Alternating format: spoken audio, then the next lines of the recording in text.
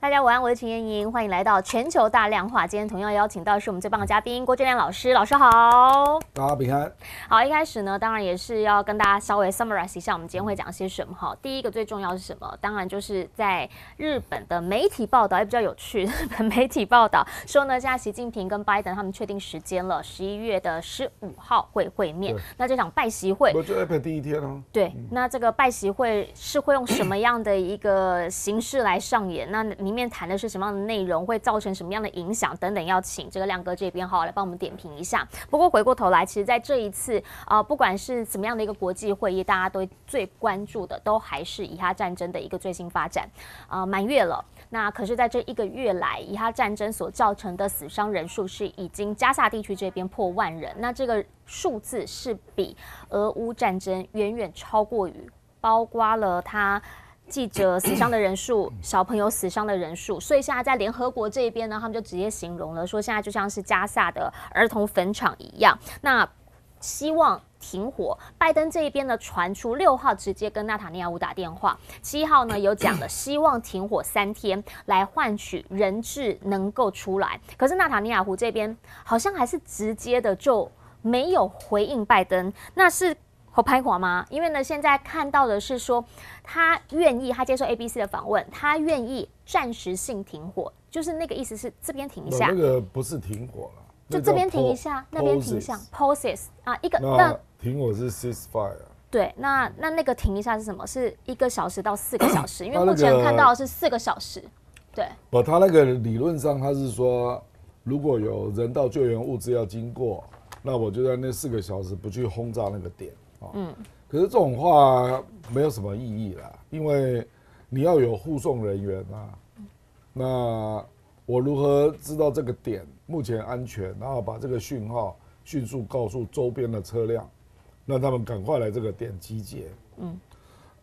所以没有人这样搞的啦。你比如说像俄罗斯上次在马利乌波尔提供安全通道，那个连联合国部队都进来了，那俄罗斯自己还派卡车，去载物资，然后或者是载人，让你迅速离开，所以那个就是确保安全的，而且是那个通道就一直开着，没有那种什么4个小时安全的啦。你4个小时安全，那协助的人员要怎么集结啊？很短4个小时，不可能啊，人家怎么移来移去？那一下关一下开，那我就人都待在旁边没事干了。所以必然是你就确定这个地方是安全通道，那至少要持续，比如说拜登讲3天嘛，对，那3天大家就确定就这个地方，那输送物资的车辆就来这边集结，那如果有人要离开，也是来这边集结，这样才能够作业啊，所以你讲那种4个小时的，你叫人家怎么弄啊？根本没有办法运作嘛。所以实质上就是不同意了。基本上我觉得以色列是这样，他就觉得国际的舆论对他不利，所以他要在国际舆论集结为政策的压力之前，迅速打完这场战争。所以他在抢时间呐，你知道吧？比如说他第一个大概感觉欧洲的政府大概立场要改变了，对。那就会开始对联合国做施压嘛，比如说法国跟英国那你都是安理会成员嘛，那接下来就轮到美国了，美国也会有压力啊，因为民主党本身是分裂的，那要求拜登提出作为的声音也越来越大，所以我认为以色列有在判断这个时间啦，大概就是3到4个礼拜。所以他1天都不能让，1天都不能让，他就是要在3到4个礼拜，然后把这些地道整个清过一次，清过一次就是说看你用什么方法了，他也有可能在想说怎么把海水灌进去啊，或者是用水泥把它封掉啊，或者用海绵炸弹啊等等，可是他要清过一次，所以基本上就是他的部队就要进入市中心了。那我认为大概就是应该就是一栋房子一栋房子这样清啊，大概是这样，因为那个城市也不大，是。那他就觉得没有把握住这次机会，以后就没有机会了。他的想法大概就是这样。他一直以来都强调，就是这一次一定要，就是连根拔起。不，至少北加萨要清掉了。对，但他连根拔起是做不到了，因为人家也会逃到南部嘛。对，可是北部他既然已经占领了嘛，他就要清掉。您刚刚提到占领2个字哦，因为其实现在另一个这个白宫这边很明确的一个讯息，就是说他也在那个 ABC 的访问当中，他有提到，就目前的这个状态他认为最实际上安全责任，如果要用以色列来承担的话，那他就认为就是无限期的承担起加萨战争之后的安全责任。这个是以色列的立场。对，可是内塔尼亚胡这样讲完之后，拜登马上就反击啦。对，那你这个东西是到底内塔尼亚胡他现在会因为停火啊，或者是这种暂时性的 pause 这种东西，他踩得很硬，那看起来拜登没有办法影响他，或是他也没有那么极力的要把他手直接给按下来。那这一件事情呢，会更强硬一点。这件事，那个以色列这种立场就形同他之后要驻军嘛。不然你如何维持北加萨的治安，对不对啊？那因为他一定要占领之后，就是说他清除的作业完成之后，他本来就讲3阶段嘛。第一个叫消灭哈马斯，就是第1阶段清剿之后，那第2阶段就是扑灭零星势力，对，因为可能还会冒出来嘛。那这个就是他就要驻军嘛。那到了第3阶段才叫做建立安全的政府。对。那本来就3阶段啊，那么因为现在国际有很强的舆论，就说你不可以占领。对，问题是拜登并没有告诉我们他如何组成政府啊，因为布林肯有去了巴勒斯坦的自治政府，可是那个阿巴斯你敢过来吗？因为我讲白了啦，当年就是法塔赫被哈马斯赶出去嘛，虽然加萨跟约旦河西岸都叫做巴勒斯坦政府那代表他们在国际上发言的是法塔赫，就是巴勒斯坦自治政府。可是法塔赫自己也很清楚，加萨他们是进不来的。那这里就变成是，我请问嘛，比如说假设你说你哈马斯基本上已经清剿了哈，那美国啦哈，美国说自治政府你过来啦，就组个政府吧。我跟你讲，哈马斯一定会把它宣传成说。你们就是美以以下的傀儡，对不对？他一定会这样宣传嘛。是，那甚至于展开暗杀行动。今天已经有看到这个阿巴斯这边，他其实是被他们自己巴勒斯坦这边比较激进的团体就直接袭击了。我跟你讲，就是你就不用这个是叫巴勒斯坦内部嘛，对，有激进的跟温和的。对，因为我跟你讲，俄罗斯也碰到这种状况。俄罗斯不是占领了4个邦吗？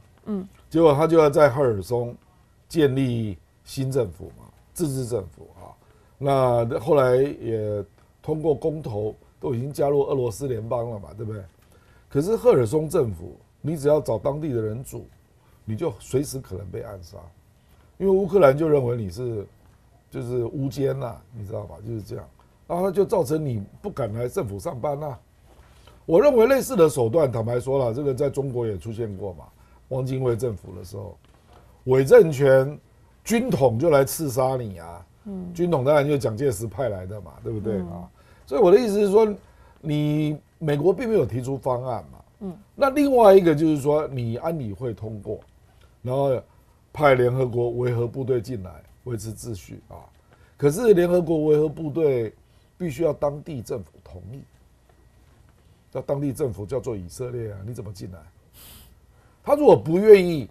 比如说，我们像以前那个以色列占领叙利亚的戈兰高地啊，那戈兰高地后来联合国维和部队进来嘛，因为以色列那一次事实上是战败嘛，到1973嘛，是美国帮你反攻回来，那美国愿意啊，所以美国就在安理会通过决议让维和部队进来，可是这一次不是这样啊，这次是以色列自己在打你美国又没有在里面，里面有地面部队嘛，所以。当你维和部队要通过决议说你要进来以色列的加萨因为加萨好歹也是，因为他目前没有建国嘛，没有，所以他事实上是以色列境内的自治政府，对，对不对？而且以色列还做高度的监管，是各种关卡啦，什么什么啊之类的啊。以色列怎么可能同意让维和部队进来？这就是一个问题嘛。所以，不过那个是属于第3阶段了，我们就不要讲。就已经到战事全部都已经就对到一个段落了，对。所以现在还是在第1阶段，对，就是他要扑灭哈马斯。那他知道他的时间有限。我认为纳坦雅胡算定的时间，扑灭阶段第1阶段一定是1个月了。所以他这1个月他不让嘛。因为他们当然知道海外的状况嘛，连犹太左派都在造反。以色列内部也一样啊，所以他当然知道这样下去，他会撑不住了，因为欧洲啦、美国啦，会逐渐会看不下去嘛，那包括犹太裔也一样啊，他境内的左派、纽约的左派都在造反啊，对，所以他知道他时间有限啊，所以他现在很绝的手段都拿出来了，他可能断讯断网，让你看不到。让你看不到他们进去加沙市之后在干嘛，让你传不出照片。反正现在我已经是大规模在北部这边，我全部拿下来了。因为美国伊拉克战争的时候，后来进入城镇战，有2个地方嘛，打城镇战，几乎没有看到照片。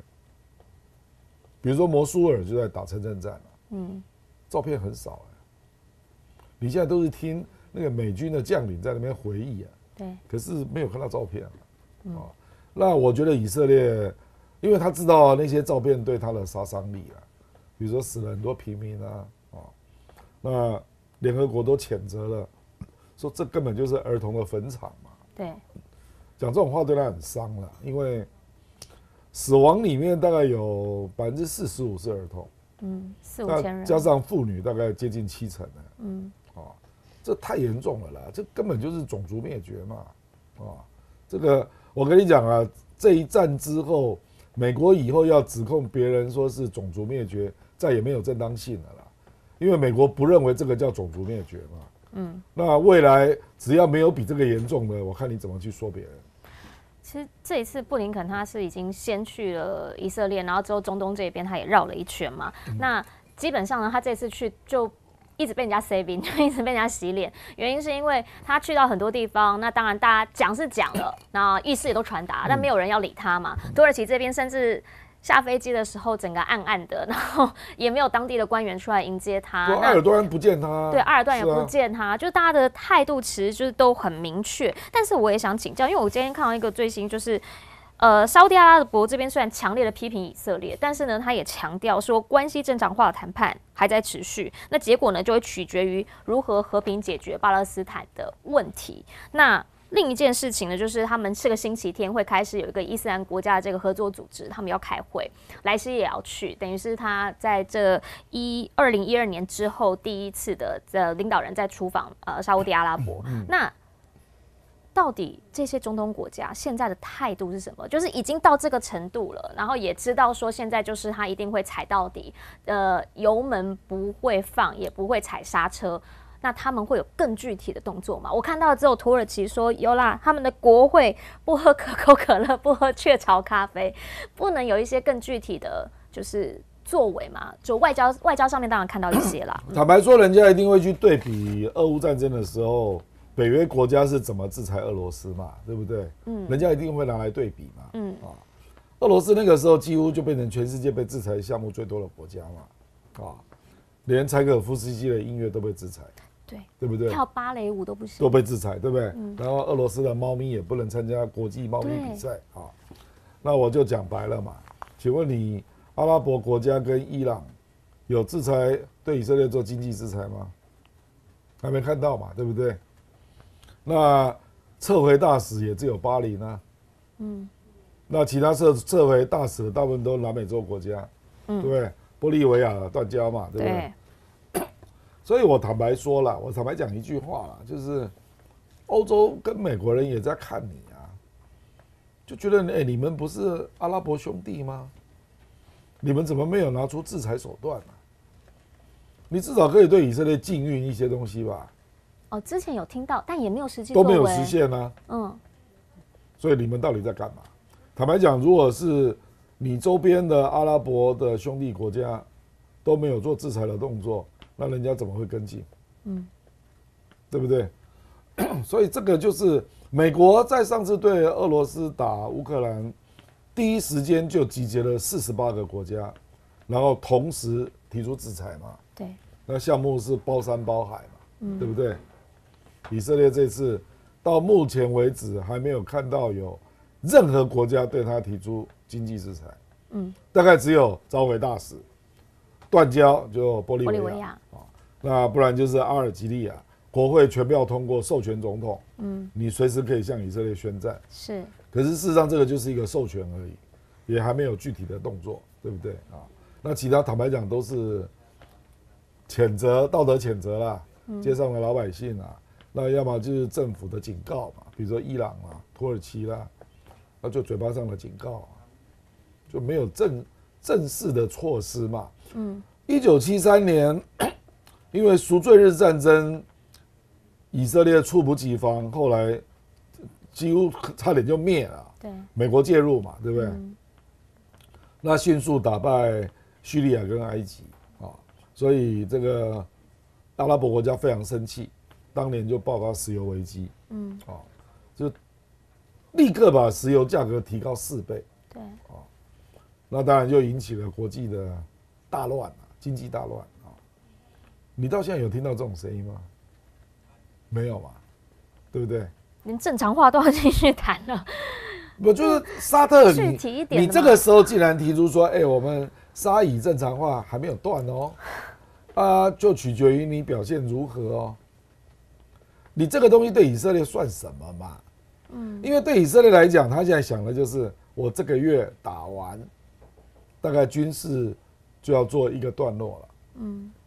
那我打完再说啊，因为你现在对我又没有有效的制裁，所以这种东西就是很空洞啊。你知道吗？就是，所以给人家感觉就是非常的遗憾嘛，就是，阿拉伯国家真的关心巴勒斯坦人吗？我们不禁要问这个问题了，你去看巴勒斯坦人的分布了，237万人住在加沙，300多万人住在约旦河西岸，600多万人住在难民营，分布在埃及、约旦、叙利亚、黎巴嫩，目前的巴勒斯坦人的处境就是这样，那有人对这个问题提出讨论过吗？没有啊，没有看到，没有看到有强有力的主张啊，都是泛泛的讲说我们重申2国方案。对，你讲那个是要远在天边呐，我们现在要问的是现在这个处境怎么弄，对不对？比如说巴勒斯坦人。那至少我们知道北加沙被赶走嘛，那被赶走了，这起码也是100多万人呐，他们通通都变成难民了，无家可归嘛。那现在连难民营的安置都未必已经完成，因为他们就是安全，他们等于是被逼走嘛，那跑到南加萨嘛，那可能就睡在路边了，联合国根本就还没有安置他们。也没有看到阿拉伯国家进来做些什么事，都没有。他们就是整天就躲在那种被断水、断电、断粮的破房子或路上，也出不去，没地方去。你没有地方去啊，你出去也是以色列啊，不然就是埃及嘛，埃及不让你进来啊。坦白讲啊，埃及现在的难民就有90万，约旦河西岸有220万了，他们怕都怕死了。为什么？因为哈马斯就是从难民营诞生的，所以我如果再加收，那未来哈马斯一定在我这里啊，又死灰复燃嘛，一定这样想嘛。那我认为其他阿拉伯国家也这样想，比如说沙特嘛，沙特最有钱的嘛，对啊，你为什么不收巴勒斯坦难民？因为沙特当然知道啊，我收你过来。那这里如果有难民营，以后哈马斯的力量就会进来，所以我坦白讲，就是说这些国家心里都有一个小算盘呐，你知道吧？所以为什么很多国家在旁边看就会觉得说啊，你们阿拉伯人自己就不团结啊，不拿出手段啊，那我们为什么要先帮你去搞制裁啊，或者对以色列施压？何必？比如说以中国跟俄罗斯为例啦，对，这两个大国其实跟以色列关系都不错，是啊，对不对？那我何必去抢头香啊？对不对？我也许在人道援助我愿意提供嘛，实际上中国已经提供了啊。可是你叫我去制裁以色列就说不过啊，我又不是当事人，对不对？所以除了礼拜天12号就是利雅得这个会议，真的有开出一些什么比较具体的方案？期待。我跟你讲，上次那个开罗开的那个阿拉伯会议就毫无结果，对，还邀请了一大堆欧洲国家来，就是大拜拜嘛。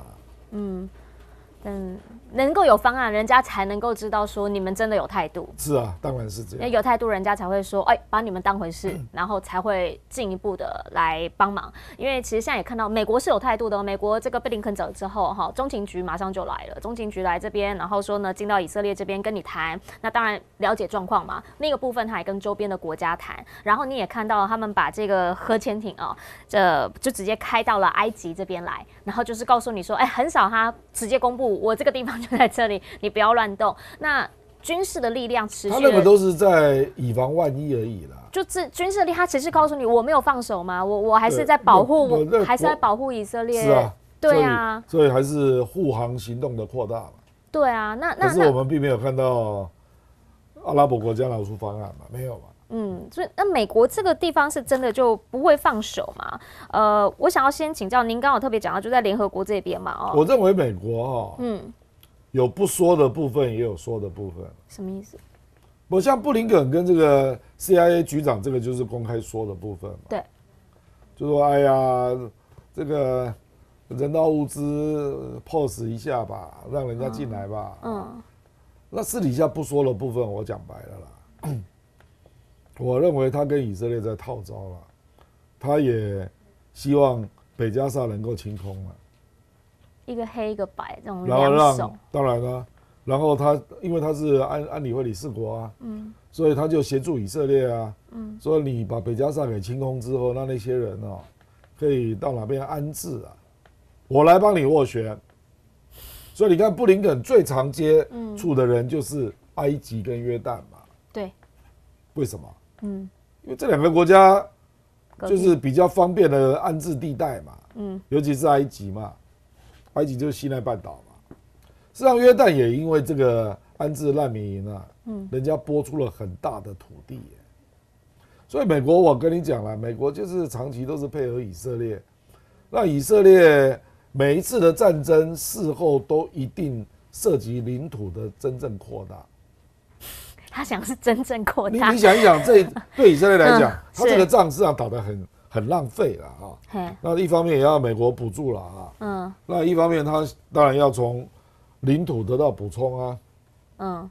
我不能白打。当然是这个意思啊。所以北加沙他怎么可能走？所以你看纳坦雅胡的方案就是我在这边要驻军嘛，不然你怎么可能维持安全？你不驻军怎么可能有安全呢？对。所以讲白了，这个跟戈兰高地有什么差别？戈兰高地1975年啊，以色列就进去给人家占领了，对，到现在还占领。他就是要造成实质占领嘛。所以人家立刻看出你的动机嘛。所以中国在联合国的副代表耿爽就立刻说我们反对嘛，是因为他知道你要干嘛嘛。是，所以中国耿爽讲的这个是大白话。就是我知道你以色列跟美国在想要干嘛啦。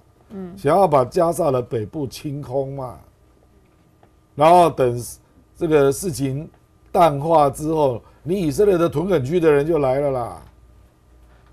这样你懂我意思？西岸这之前发生的事情，就是发生在北部这边，就开始了，又开始了嘛。就是这样嘛。然后你让加沙的巴勒斯坦人的地盘越来越小嘛，你们最好全部离开啦。我跟你讲，接下来搞不好就要压迫南加沙了。总是有可能会移动往后，因为你怎么，因为它没有地道，地道是整个贯通的，它怎么讲都行。它是地道，南加沙也有地道啊。对啊，他就觉得我的任务还没完成啊。所以最终他还是会在南加沙重演的。可是他必须把那个路都先铺好，铺好什么？埃及国境边境你要给我打开啦，让他们可以去西奈半岛嘛，钱我出嘛。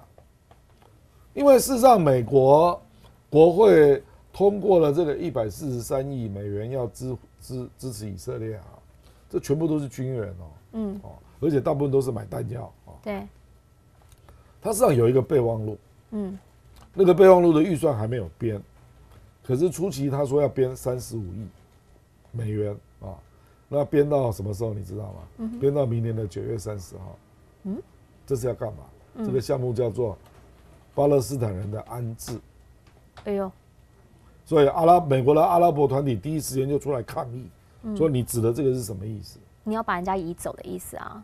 美国不承认啊，他就叫巴勒斯坦人的安置，而且 settlement。那阿拉伯团体当然知道你要干嘛嘛，所以他们就出来说：“请问你这个是要干什么？”但是这个东西是已经写在里面，然后也已经，可是目前只是备忘录，他预算还没审，还要送案，因为还没有到那阶段，到时候就会图穷匕见。我跟你讲那这个饭要一口一口的吃，还没走到那里，可是他备忘录已经写出来了，被人家调到，不然耿爽干嘛做这种发言？是，耿爽说中国坚决反对强制迁移巴勒斯坦人，对不对？立刻撤销北加沙的疏散令，是，这个就是正对着美国跟以色列的阴谋，直接讲，把它讲白了嘛。那阿拉伯国家一定也反对，所以他们一定跟中国是站在同一边的。因为这对于阿拉伯国家来讲，你真的把人赶走，那对于他们来说也是一个，那我变成负担啊。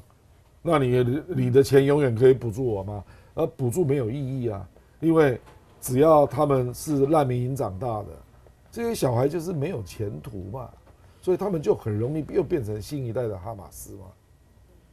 那结果我这边又产生了哈马斯，就是奥巴马讲的世代，这之后是好几个世代，然后就又开始复制嘛，然后我这边就又开始一大堆恐怖攻击嘛，就这样嘛，那造成我政府的负担嘛，那以色列你永远都想把问题丢给别人啊，你一直不面对啊，然后他的国家土地越来越大，是啊，你怎么可以这样做事呢？比如说巴勒斯坦约旦河西岸的屯垦区，你也不断的入侵啊。他最近也去那边抓人啊。你屯垦区越来越大嘛，我跟你讲以色列的屯垦区正式登记的就140个，那有人说如果加上没有登记的那超过250了，那你的屯垦区现在，他们那个右翼政党说要发枪要给突击枪啊，那是要干嘛？就是要搞民兵嘛，这人家怎么会不知道那你到巴勒斯坦约旦河西岸那个是预定人家的领土是，你就开始把人家赶走嘛，所以你这个国家就是很可怕嘛，你不断的在扩张嘛，那你从来不去提巴勒斯坦的方案，然后就只要一有冲突你就借机战争，然后再把人家赶走，那这次就要赶到埃及跟约旦又来了嘛，这种戏嘛。我觉得阿拉伯人看多了啦，可是就是令人感到就悲哀的，就是说你阿拉伯人又不团结，提出一个制裁方案，那眼看着人家又快要逐渐成型了嘛，因为那些巴勒斯坦人北加沙已经被赶走了嘛，已经被赶到南加沙了嘛，而且被赶走的时候是以色列士兵要求他们双手举高，然后举白旗，就是那个场景，其实你光想象，你就可以知道说他们基本上是很欺负人啦。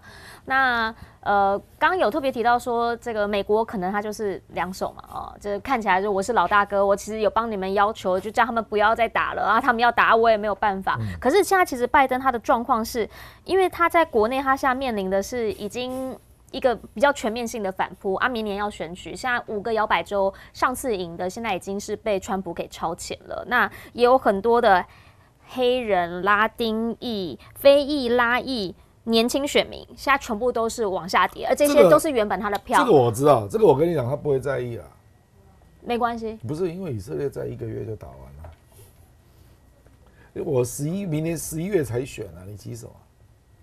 哪里的选民都一样，本来就是，而且我跟你讲白了啦，我们假设到明年6月了，那都浮上台面了嘛。就待半年。假设他的对手就是川普了，那你不支持我民主党，难道你要支持川普吗？因为这些都是他的铁票。川普还要重新搞穆斯林禁令比我还可怕，所以你投得过去吗？那到时候以色列大概已经处理完了，北加沙已经占领了，就是这样啊。而且到那个时候，俄乌战争现在有一个新的之后，大家就又忘记了。不是因为这里战打完了之后，接下来就是安置问题，对，然后新政府建立的问题，对。那北加沙的房子都已经被打光了嘛，那就要重新。你怎么回来？对，巴勒斯坦没有办法回来嘛，因为没有地方住嘛，对不对？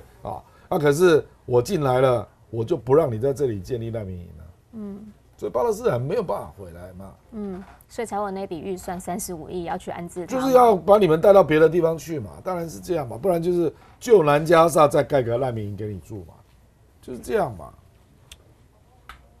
所以选举也是，不啦，我这个也不是选举，就是告诉你政治有多现实啦，多冷血啦。所以你阿拉伯人拿不出你的办法，那到现在给展现的那个不团结的样子，或者只会讲一些，讲不出一些虚没有实质的一些建议啦，或者根本不构成威胁嘛，那对以色列来讲，比如说你沙特跟我讲，你再这样下去，我就不跟你正常化，以色列哪听得下去啊？以色列先忙完这一趟再说啊，我先忙完我的军事任务，1个月内先打完再说啊。我这边很忙，你等我这里空下来之后，我再回过头来理你。是啊，对，当然是这样啊。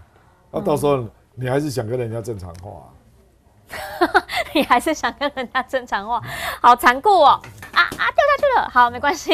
来，我们现在要来看的是第2章，已经气到不行，这样真的是你看到那个小朋友的照片，真的很生气。然后你看到那一些民众，他们其实就是被逼迫的状态，你是真的是非常难过的。来。现在其实我们要转换一下哈，因为现在美国其实有一件大事正在进行当中，原因就是因为呢，再过几天现在人已经来到了何立峰，来到了美国这边，要跟叶伦做会晤。那当然这个呢，很多人都认为是会前位，因为呢，在日本媒体已经先披露了，就是习拜会应该就是在15号登场，会在三藩市这边也就是 San Francisco。那因为也在美国当地传出说，企业高层呢已经都收到了邀请要去跟这个 APEC 的中国代表高级官员们来共进晚餐。那大家都说这个基本上呢就是跟习近平，原因是因为习近平来到这边，他也希望可以跟这一些外国的投资者、美企能够有更多直接的对话。你怎么样来看？首先，15号的这一场拜习会，你觉得会有什么更具体的方案吗？原因是因为现在看到了何立峰来到了美国，那当然美债等等这些问题，可能他们会触及，也会触及到人民币透明化等等。另一个就是军事了，因为现在 Austin 他希望可以跟中方的新防长见面，还没有但是没有新防长这个东西，但他喊话了嘛，所以您觉得这个拜习会的顺序上面、重点上面会是什么？顺序先看何立峰的成果吧。又回到那句话，饭要一口一口吃那何立峰8号去，对，那要待5天嘛。是，那我估计他大概就直接待在美国了啦，因为15号就等他来 APEC 了嘛，对不对？所以他就一直待在那边了嘛。那我难以想象5天只见叶伦当然。所以他势必也会见美国企业吧。是。那我不知道这个商务部 Raimondo 他会不会见因为对中国大陆来讲，他最在乎的是科技制裁啦。其他议题事实上对中国大陆来讲都不重要，因为其他都是美国有求于中国大陆对，对不对？包括买美债贸易战是不是采购一点像那农业团不是去参加进博会，对不对？那就是希望中国再买一点嘛。那或者什么反毒的合作啦、芬太尼的问题啦。或者气候改革问题啦那个都是美国有求于中国中国大陆对贸易战也不在乎了，因为他已经适应了。你要不要减那是你的事他只在乎科技制裁。可是偏偏这一项就是美国最难让步的。我认为拜登大概也铁了心了，就是所谓的脱钩就是科技制裁。对啊，那其他的贸易事项他也没有要脱钩了。至少我们现在看到了所谓的小院高墙嘛，小院高墙几乎都是科技战嘛，对不对？那中国大陆他在乎为什么呢？因为他还是觉得你这样硬搞没有意思嘛，大家都要增加成本嘛。虽然说他有几个项目突围啦，比如说华为所以那个崔天凯前中国驻美大使他就讲了一句话他就说你不要搞小院高墙，搞到后面变成坐井观天了，对不对就说你不要以为人家出不来那中国大陆华为不就做出来了之类的啦。可是目前我在美国完全看不到这个氛围，就是说你抵制了中国700多家公司跟个人嘛，要不要砍一点呢？有这个氛围吗？前一阵才又说要制裁什么香港官员，完全没看到。对啊，没有要让啊，完全没看到。对啊，那你这样，你凭什么对习拜见面乐观呢？他们见面，我认为他主要还是区域情势的讨论那第一个问题当然还是加沙问题因为这个最急迫嘛。对。那中国大陆11月刚好是安理会的轮值主席嘛，是。我认为中国大陆一定会做动作了比如说耿爽干嘛发这个言？那就是在铺梗了嘛，就是我们反对以色列占领加沙，对不对？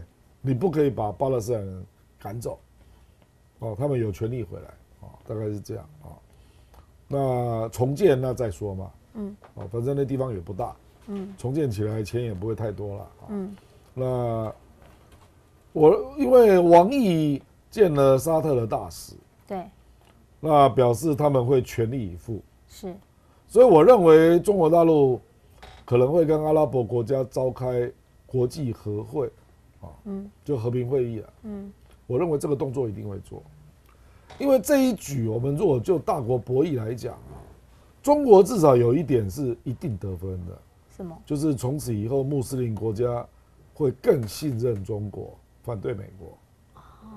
这一点已经非常确定了啦。对，因为美国实在是太没有正义了啦，他一面倒在支持以色列嘛，虽然说阿拉伯国家也蛮无能的啦可是他们心里是很痛恨的这个应该已经确定了啦所以至少我们就是讲说穆斯林世界有47个国家，他们都看在眼里了嘛，所以我认为这个对美国的声望是一个很大的打击啦，就说你扯到穆斯林的问题，你可以不公正到这个程度就因为你被以色列卡住了嘛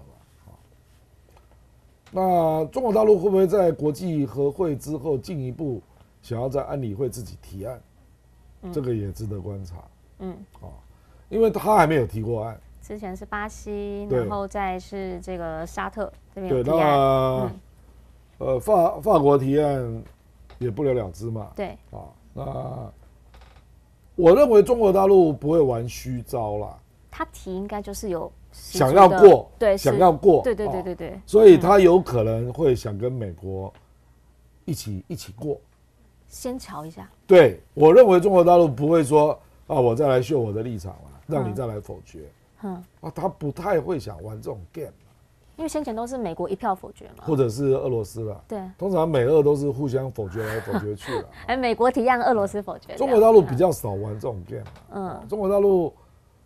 他目前都已经是这样的地位了他如果真的要提有关加沙的案，我认为他会去跟美国好好谈一谈，说那你到底要怎样，什么可以过，你告诉我。因为美国的提案，中国那个联合国大使张军做了4点批评嘛，是，人家讲的也很具体就是说你并没有全面停火的具体时程嘛那2国方案也没有提出来嘛，就是中国的立场，我认为美国是清楚的啦。可是美国不知道美国到底要提什么，因为美国提的那些反对理由都是胡说八道了。你怎么没有提以色列自卫权呢？你到底在讲什么啊？那反正就是他都在提这些了啊。可是这个走到了这个月中之后就走不动了啦，因为战事太惨啦。而且你不可能不处理嘛。对啊。不然你联合国是要干什么？那全世界就越看越清楚嘛。如果连中国这样跟阿拉伯国家谈过的方案，然后到你美国这一边，那都是美国就一路否决。我跟你讲，大概就要炸了啦。这个我们就是说，群众运动就会开始改变它的性质。因为群众运动，你看嘛，它也在升级哦。它每个礼拜都有游行啊。对。那一开始只是纯粹游行。是。那上个礼拜我们就看到他去白宫印血手印，对，就开始了嘛，对不对？啊，那再往下，搞不好人就有人丢窗子了。以前有发生过。一定，我跟你讲都是这样，都是升级了。那再往上，搞不好就有人会丢更损害性的东西了啦。具伤害性的东西，或者搞不好恐攻就出现了。这个是最不想要的。不，当然最好不要有恐攻啊，因为这个会影响你的正当性，而且刚好被美国跟以色列拿去当借口，说所以我们要消灭他们啊，对不对啊？可是群众运动就会逐级升高，这个美国反越战的过程也是如此啊，就越来越多人被逮捕嘛，越来越多人就开始冲官署嘛，现在还没有看到冲官署啊，对不对？那我如果冲官署就不让你政府罢工，不让你政府办公啊，不让你国会开会，那我看你怎么办？就美国版的太阳花就来了，就升级到那边，基本上拜登他也是没有办法嘛。当然了，所以拜登是不是现在其实他也寻求一个阶梯下来？不啦，这种东西到最后还是要有方案。我阶梯下来讲这种就是虚的嘛。他当然。我相信他也很着急啦，因为他也不知道，因为他的声望在民主党已经跌破70了。对啊，他本来跟川普大概都是85左右，那他现在已经跌到70以下了那未来只会更低了，那你这个一定会造成民主党内部一种声音出现嘛，说你这样还有资格选连任吗？因为这已经不符合民主党的基本价值了，对，你知道吧？对因为民主党就是一个多元族群的一种政党，就是它比较像是社会运动联盟啦这样的东西。你这样硬搞到后面，搞不好 Newsom 决定参选呢，你懂我意思？就有时候政治就是被激出来的啦。那奥巴马的太太，人家就会说，你是不是来参选一下？拜托啊，就是有很多问题就是被逼出来的，你知道，就是拜登，你也不要低估这个美国内部的政治危机，尤其是民主党内。就民主党人家就会说，你也不是一定是你选啊，你这个时候还做不出决策，那你怎么有资格当总统啊？那共和党是没有这种问题的，共和党就是蛮一致的。对因为这个议题本来会同情巴勒斯坦的就是民主党嘛，共和党没有这个问题，可是你有这个问题。那你要展现出你能够解决这种问题的能力嘛？目前没有看到。是，因为现在这个选举还有一段时间，但是事情一直在演进跟发展当中，所以这场拜习会呢，基本上也会大家都认为啦，拜登一直很想要这场拜习会，因为他希望展现他能够跟中方对话这样的一个能力啊，特别是他是当东道主嘛，在他们家举办 APEC。但是另一个层面上头，大家想要看更多的实质的话，您刚好特别提到了是必须要先看何立峰这一次谈的怎么样。那何立峰现在基本上就是已经所有的，包括了财经委员会啊，或者是说金融委员会办公室啊，这边他已经全部都抓了嘛，就全部都交接给他了。还有第二个刘鹤了。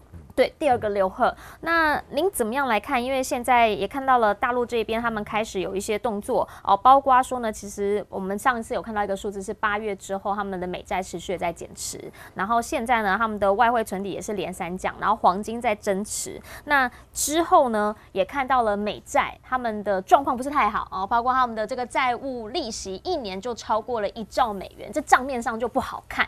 那所以在这一次的这个谈上面，叶伦他有没有可能会但这样讲，他好像没有什么太多的实权哈。不，因为叶伦并不能决定科技制裁啊。对他也没有太多的实权。本来就是啊。那何立峰这边他有没有办法，就是有何立峰再要到一些？何立峰是全面都有权呐，他被授权了。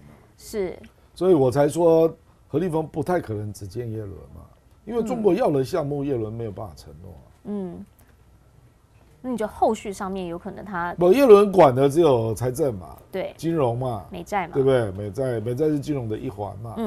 那他当然想要知道中国大陆的汇率政策的走向啊，是，对不对啊？那人民币会继续贬值，是啊，那里面是不是有更多的财政刺激政策等等？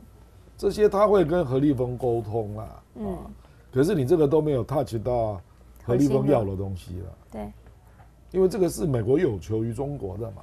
对，这个就是美国希望中国推出更多财政刺激嘛。你中国经济好一点，我对我美国也好嘛，对不对？那美债拜托再多买一点嘛，一定是这样嘛。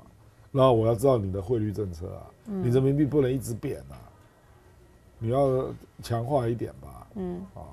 那这个，所以那这里面有一些政策也互相矛盾啊。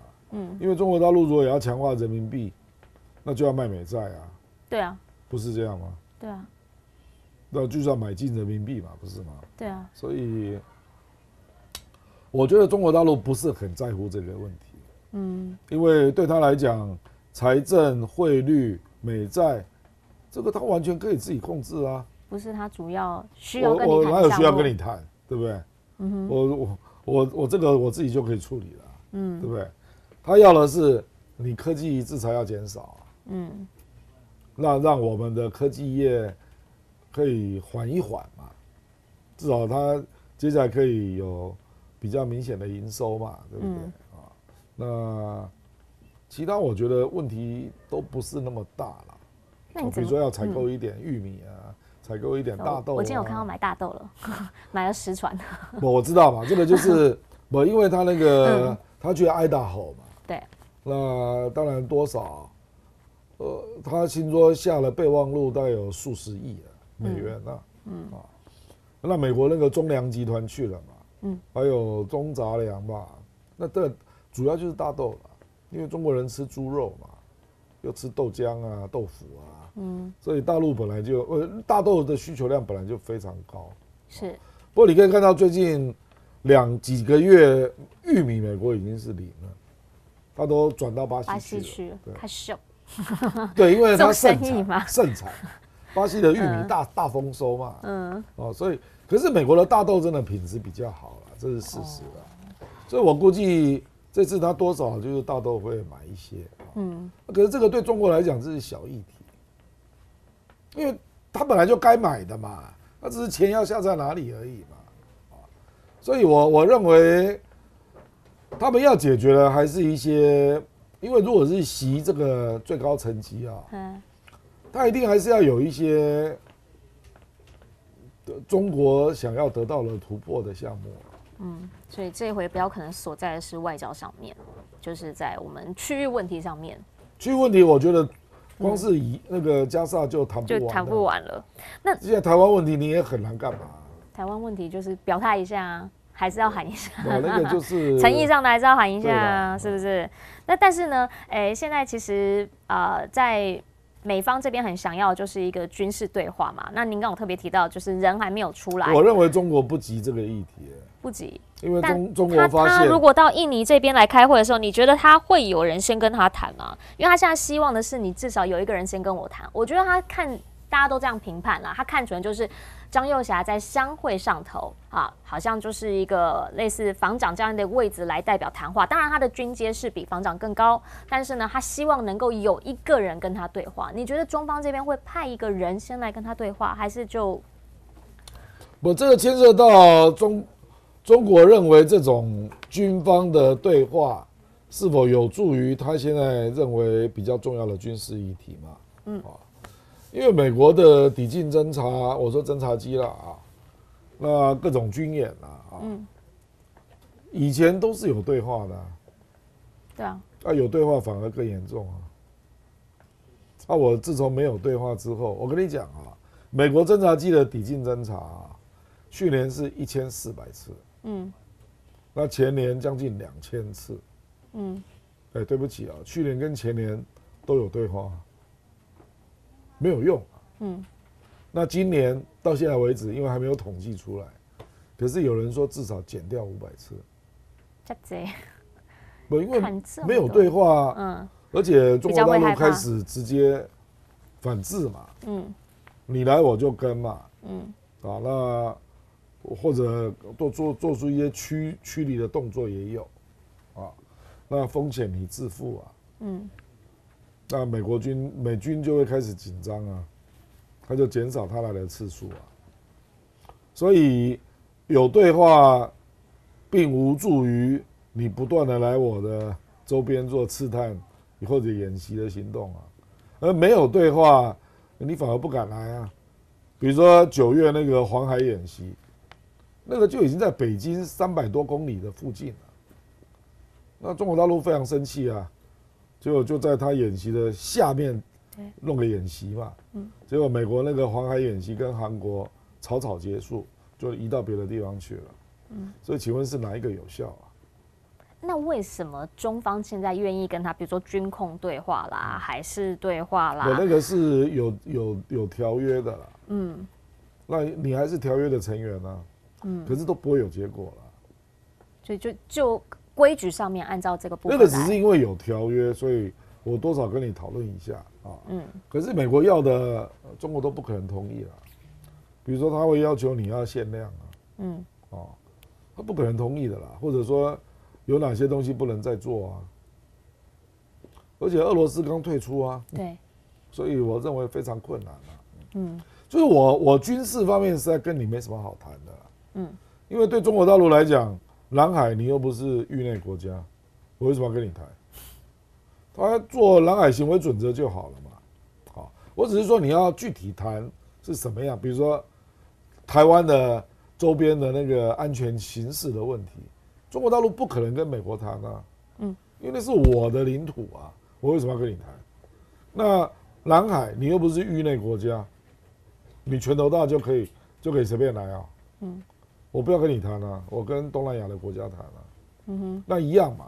第一岛链内的抵近侦察，我不用跟你谈啊，我用实力让你不敢来啊，就变成这样嘛。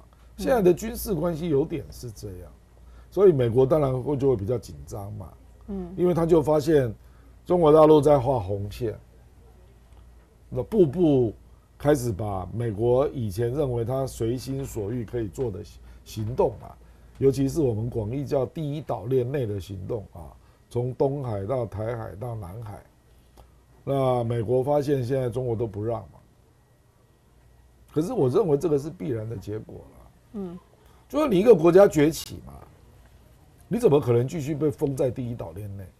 这不现实嘛，第一岛链那么大，那我作战舰的数量远远超过你，对，我作战舰不能出去啊，怎么可能嘛，对不对？所以自然而然就穿过了第一岛链嘛，那自然而然它的力量就越来越大嘛，包括各种军机啦，各种导弹啦，就是这样的情况啊。所以中国大陆认为时间就是站在他那边嘛，所以我没有必要跟你谈什么军事的节制啦，或者军事的什么沟通啊，他不认为需要这样做啊。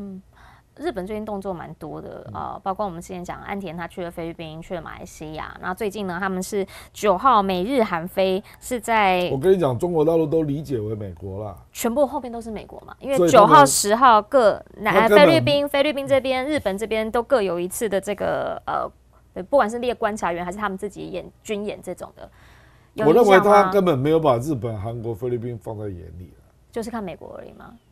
你如果以后你要来玩这个 game，我就把你当做另外一个加拿大跟澳大利亚。你说日本？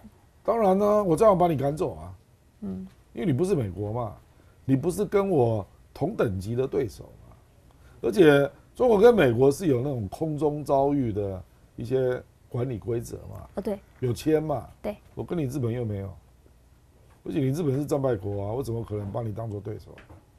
他一定会很不客气的。我跟你讲，如果真的发生，那菲律宾就更不用讲了啦，那个级别差太远了啦。你给巡逻艇又能怎样？你给菲律宾5艘巡逻艇嘛，那个是什么级别？中国大陆的海警船都有到11000吨，比那个大，你怎么弄啊？对不对？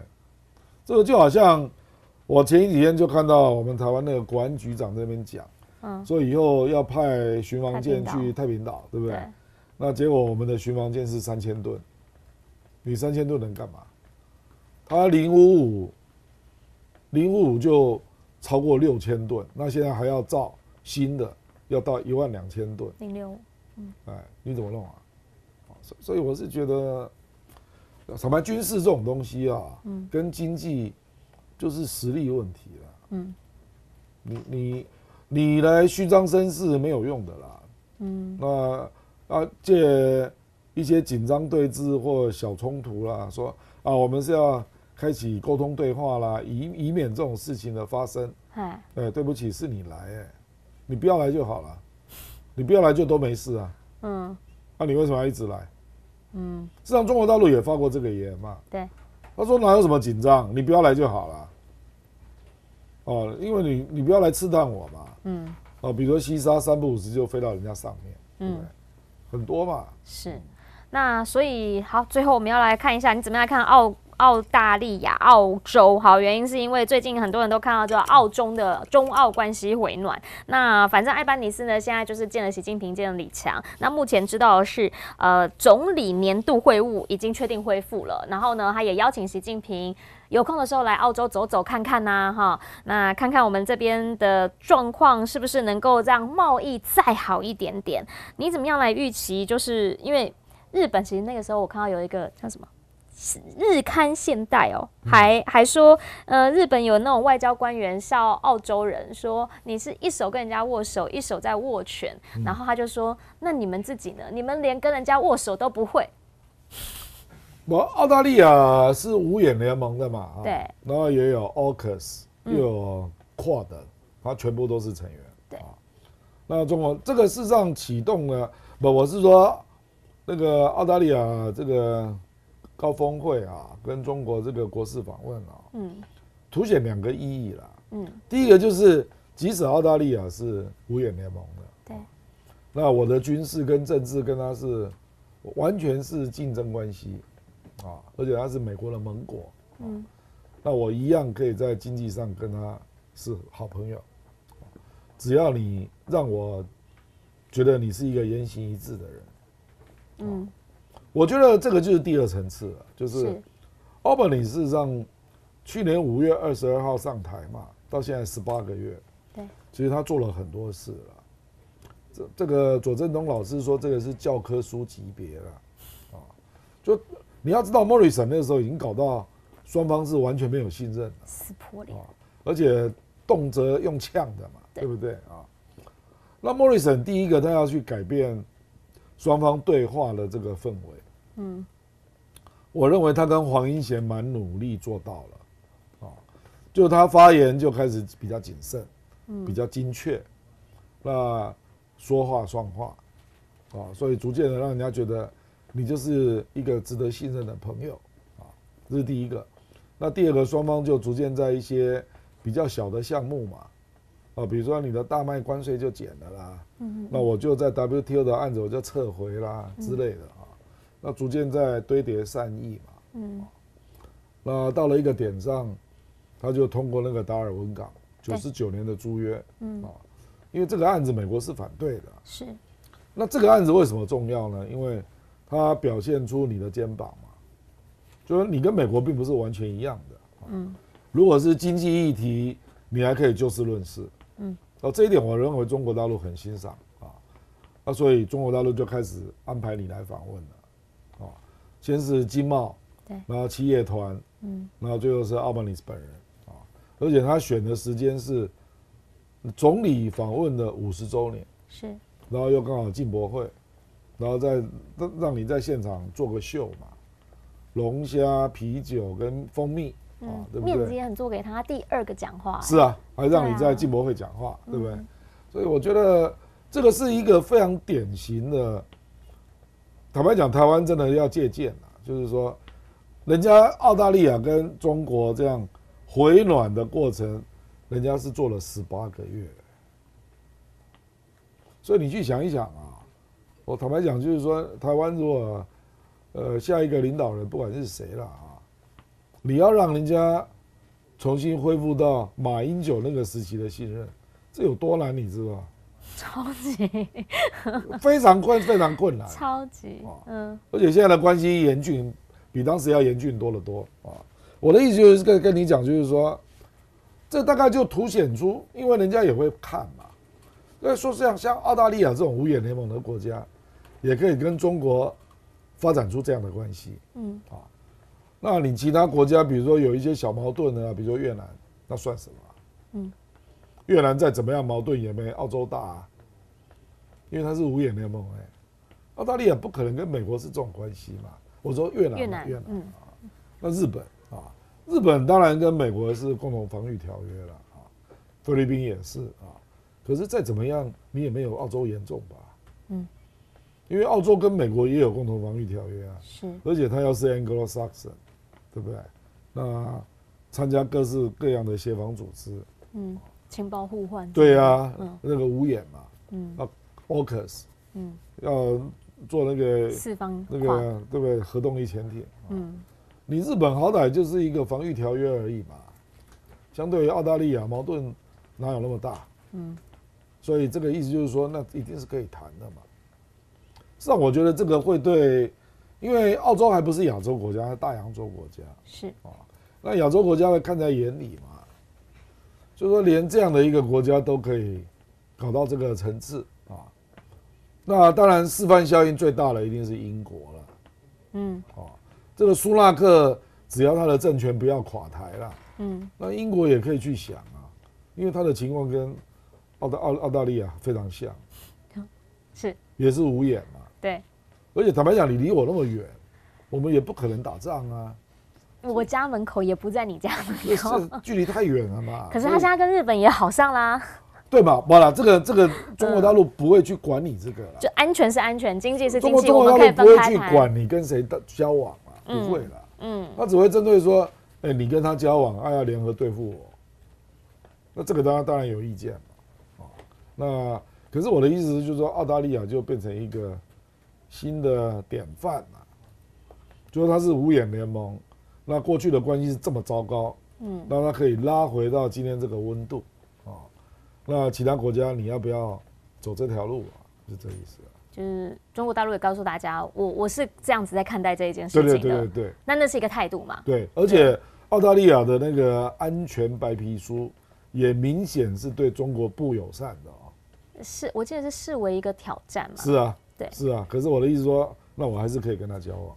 他都已经这样说我是挑战了，我还是可以跟他交往。那你其他国家紧张什么？你德国你紧张什么？你法国你在紧张什么？因为这个中欧的欧盟领导人啊，12月下个月也要去大陆这边访问。那当然啊，大家就觉得说你自己也没有瞧好啊，你要来，那所以具体成果我们不知道，但是中澳这样子的一个发展会是一个典范。那印尼他现在是要到这个美国这边去访问，那因为印尼基本上跟中方这也包括遥万啊，然后包括他们的各式各样的一个合作非常多，所以美国这边其实他也是希望能够多少再找一点朋友回来，再拉近一点点，但彼此之间这种东西的氛围都还是小国也要不能说小国，印尼也不算太小，因为它是穆斯林的这个人口最多国家，那它也是东盟最大的国家。对啊，那所以就是大家都在循着这个路子两边这样子走。我那个印尼的军方有可能跟美国更多合作了，现在就有了嘛。那可是经济美国真的不容易使上力了，这个没有办法。因为地理太远了那印尼也不是像越南这样有一大堆制造成品可以卖到美国去。它的民生工业还不行所以它现在更多的是邀请中国来投资嘛，那大部分还是针对那些提炼工业比如说它的镍矿，镍矿对电动车也蛮重要的那最近几个比较大的投资都是中国大陆。所以在美国这一块，应该就是基本上礼尚往来，然后看看你这边在军方、防务安全，所以就看起来就是不管是在亚洲这边，或是您刚提到大洋洲的澳洲，就是以前的那个安全，美国经济中国还会在。万隆会议它是发起国，所以它是不结盟国家，对，所以它是不可能跟美国走得太近的。但是合作还是会有。对，就是这边安全。这边是经济，那两边两只手可以分开来，两只手都可以握手，两只手都可以握拳，就看你要怎么走。好，今天非常谢谢我们的这个郭正亮老师哈，全球大量化每个星期四中午的12点半，邀请您准时上线在 YT 频道，跟我们一起来听郭正亮老师如何聊聊国际事。那等等在2点15分的时候呢，邀请大家一起到我们的新闻大白话的频道来观赏我们新闻大白话的线上直播。再一次谢谢郭正亮老师，谢谢大家，我们下个星期再见，拜拜。